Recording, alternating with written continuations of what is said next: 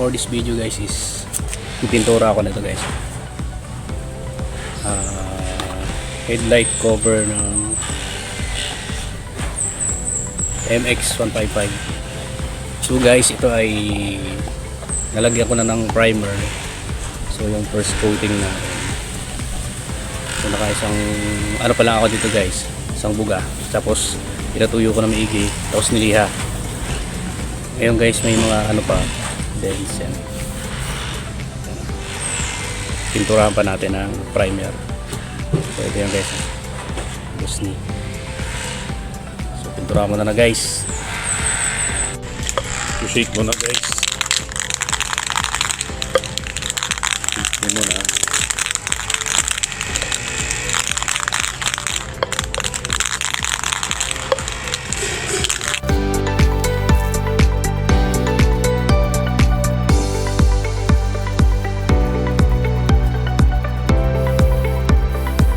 So pagkatapos nito guys is pag natuyo siguro mga 15 minutes o 20, liyahin natin ng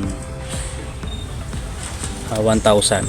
Tapos pagkatapos nun is pintura na natin ng kulay red. Yun lang guys, papatuyuin muna natin to. Yun, after na guys na napatuyo, ay matuyo na guys, liyahin natin ng number 1,000 guys ha. Tapos tubig,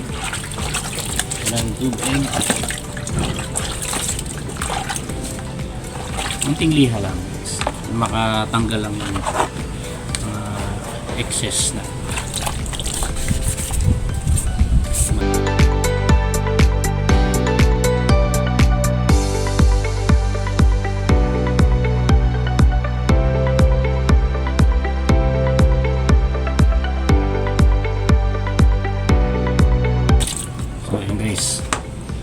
Patuyuin uli natin. Pag natuyo nito, pakuha na natin ang kulay red, pula.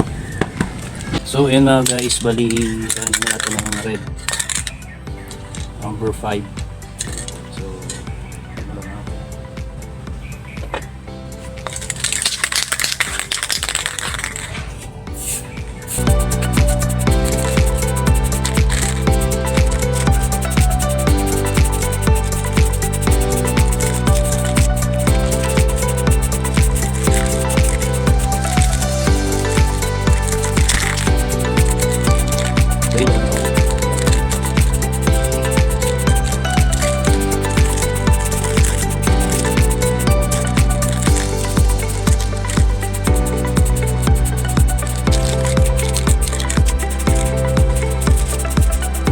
So yun muna guys, yung first coating natin. Patuyuin muna.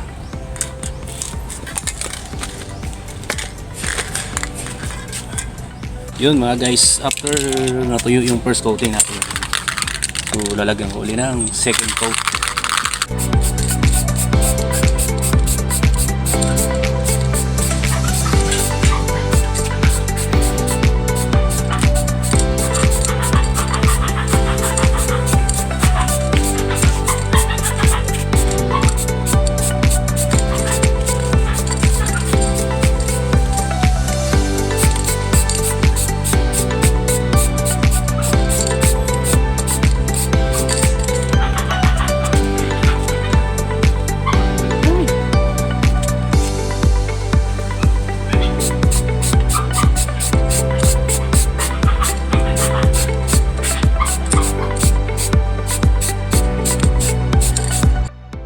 Yun mga guys, after na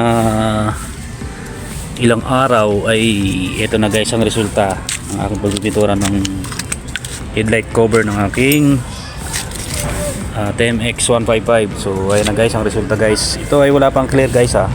So ayan o, makintab na. So ito guys is hindi ko pa lalagyan ng clear kasi gagawin ko pa ng, lalagyan ko siya ng fake carbon. So ito rin gagawin ko. So yun guys ang resulta guys. So maraming salamat guys. Sa sunod guys na vlog, ipapakita ko sa inyo kung paano lagyan to ng fake carbon. So maraming salamat guys.